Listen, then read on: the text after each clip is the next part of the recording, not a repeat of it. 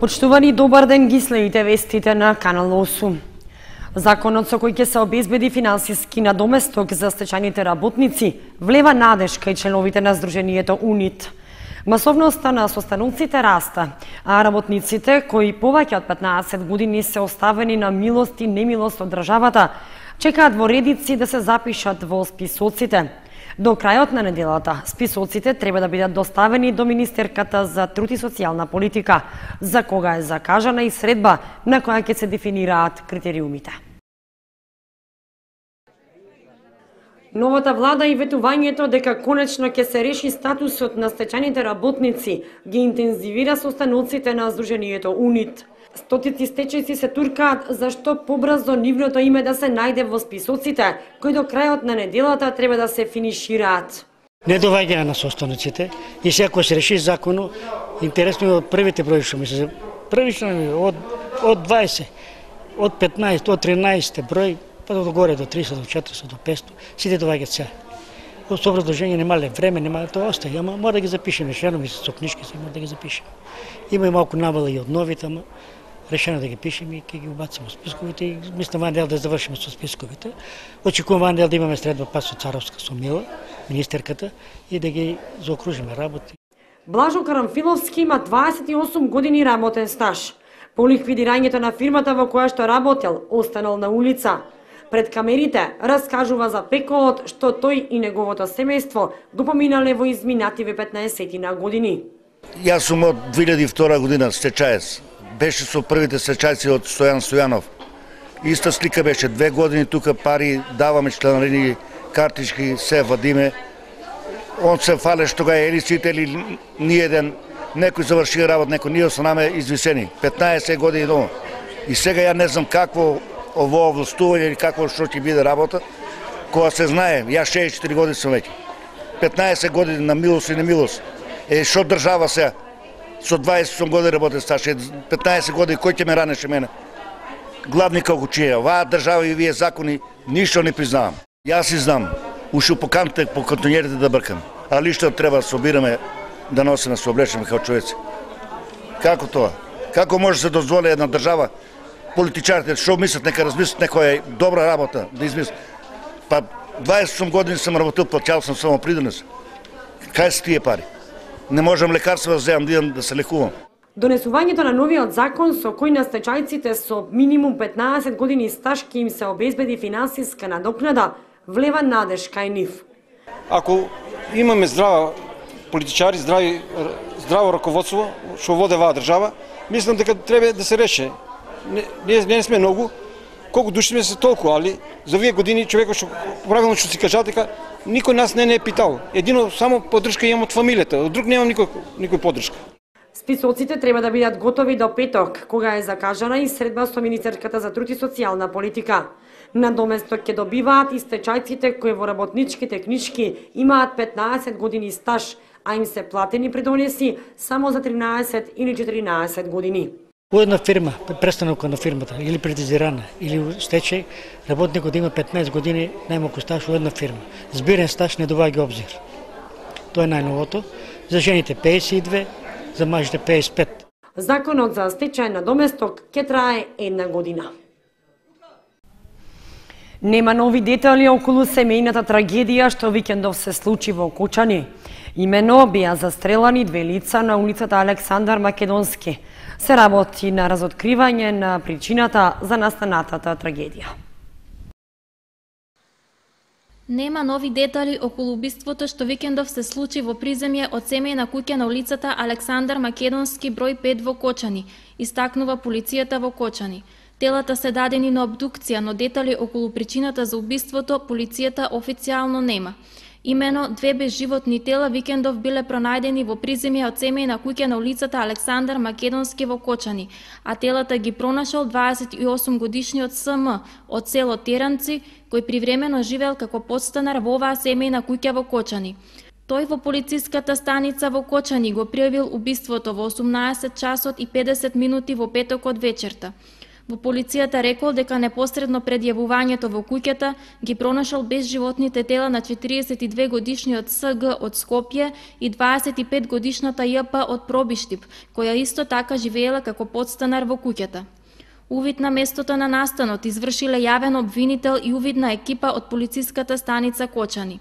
Од страна на лекар од медицински центар Штип биле забележани прострелни рани во пределот на главите на телата на починатите.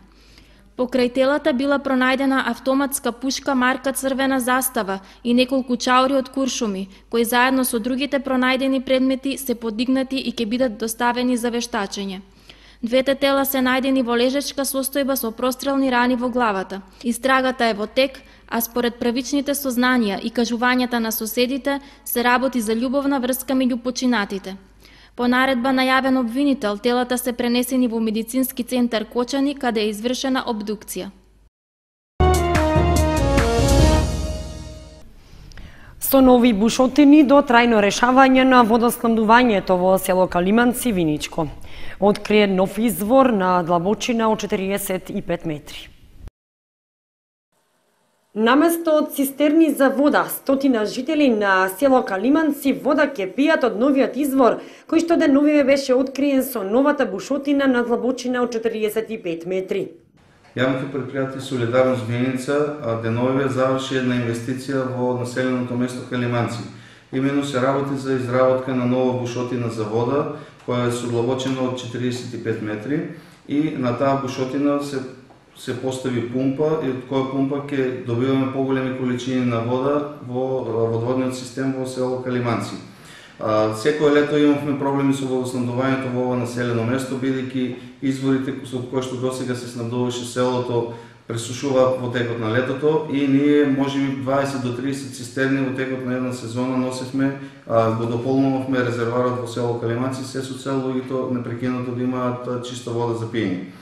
Со оваа инвестиција сега, тоа веќе ќе престане, значи нема потреба повеќе да носиме цистерни и луѓето ќе се снабдат со доволни количини на вода која ја испитавме, квалитетот го испитавме на водата, исправна е за пиење, може да се користи и се надеваме дека со ова трајно ќе го решиме проблемот со водоснабдувањето во село Калиманци.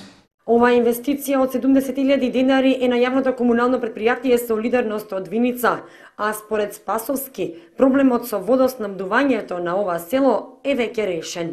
Во село Калиманци ние имаме 37 корисници, меѓутоа не се сите со постојано место на живење таму, имаме жители кои што живеат во градот Виница, а во текот на викендот одат горе, имаат ниви за обработка, имаат стока за чување. Така да отприлика се работи за некоја бројка од 100 до 120 жители кои што се постојано таму живеат и кои што сега ќе добијат непрекинато водоснабдување и доволни количини кои што им фалеа во минатото. Проблеми со водоснабдувањето, посебно во квалитетот на водата, се уште има во дел од населените места во Виничко и истите се решаваат тековно, но за трајно решавање се чека и изградбата на филтерстаницата во село Трасино. И во Кочани и во Виница успешно спроведено второто авионско прскање против комарци. До крајот на август се планира уште една акција за уништување на комарците од земја. Општина Кочани ја спроведе и втората акција за прскање против комарците, која што се реализираше во повеќе населени места во општината.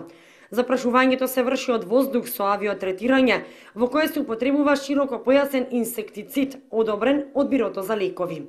За оваа намена општината склучи договор со компанијата Бони Ер од Куманово. Со авионското третирање против комарците беше опфатена површина од 3400 хектари во централното градско подрачје и при градските населби и дел од населените места во полскиот дел од општината. До крајот на август, општината ќе спроведе уште една акција за уништување на комарците од земја. До сега се реализирани 3 акции за уништување на комарците, и тоа 2 од земја и една со авиотретирање. За оваа намена, општина Кочани од сопствениот буџет обезбеди 1,54 милиони денари, што е за 200.000 денари повеќе од минатата година. Во Виница пак исто така во петокот беше спроведено второто авионско прскање за заштита од комарците. Заради временските услови, прскањето кое што требаше да се спроведе на 25 јули, се спроведе на 28.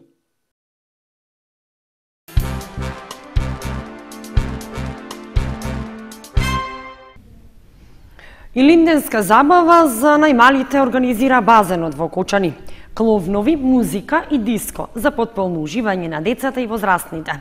Забавата започнува во 13 часот. Базенот во Кочани секојдневно изненадува со нови летни лудории за посетителите. Во моментов кочанци имаат каде да се капат и да се разгледуваат, кога живота на термометерот се искачува до 40 степен. Собствениците најавуваат забава и исполнети денови за граѓаните и во текот на целиот месец август, кога кочанци ќе имаат пријатно место за поминување и разгладување. Одговорните на летните задоволства не ги заборавија и децата и за нив подготвуваат интересни содржини. На 2 август Илинден ќе се организира летна забава за најмалите. Истата започнува во 13 часот и ќе се одвива во текот на целиот ден. Децата ќе ги забавуваат кловнови, а ќе има музика и забава за целосно уживање на најмалите заедно со нивните родители. И годинава на базенот се поставени лежалки и чадори за сенка и маси и столови за уживање. За време на месец август се најавува добра забава со познати диџеи од Македонија и странство и деноноќна забава со пена парти. Во дискотеката пак исто така живи свирки, а во ноќните часови забава со познати пејачи. Инаку собствениците за во иднина имаат идеја за проширување на целиот објект со плажа и игралиште за голф и одбојка.